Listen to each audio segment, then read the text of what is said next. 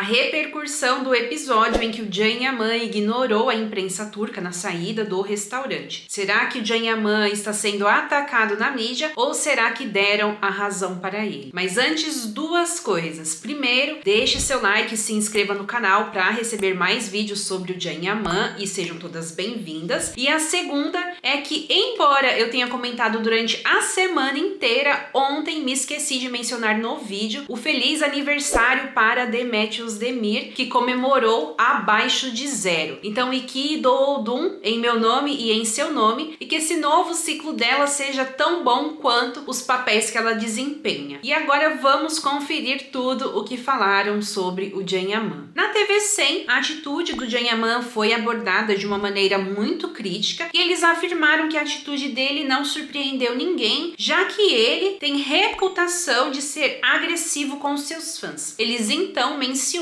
o episódio em que ele joga o celular no chão. Então, pela atitude dele com os paparazzis e por esta reação ao jogar o celular no chão, eles pintam o Can Yaman como alguém que tem um histórico de comportamento impulsivo agressivo, o que não é verdade. Toda a verdade sobre essa história está nos vídeos que eu vou deixar para vocês nos cards. Já no programa da Mujd foi destacado a falta de profissionalismo da equipe no evento da Disney, embora que elas não tenham utilizado essas palavras, até mesmo porque eu acredito que as equipes que estavam lá presentes e que protestaram contra o Can Yaman também devem trabalhar para o próprio canal em que o programa é apresentado. Elas afirmaram também que deve ter acontecido algum problema pessoal entre o Can Yaman e a equipe dos repórteres, porque senão eles não teriam feito o protesto contra ele. O que não é verdade, porque de acordo com as imagens, o Can Yaman chega no evento, se coloca à disposição e até cumprimenta o Akif. Se o Can Yaman tivesse algum problema com eles, essa não teria sido a atitude dele, concordam? E apesar do programa reconhecer que houve um problema lá no passado que justificasse a atitude do Can Yaman, eu senti que foi mais crítica pro lado do Can Yaman do que razão. E a crítica se deu não ao comportamento de não falar com os paparazzis, mas em relação à mensagem que ele escreveu nas redes sociais. Elas consideraram as frases utilizadas por ele como agressivas e desproporcionais. E a frase em que ele fala do circo, elas dizem que ele também faz parte desse próprio circo.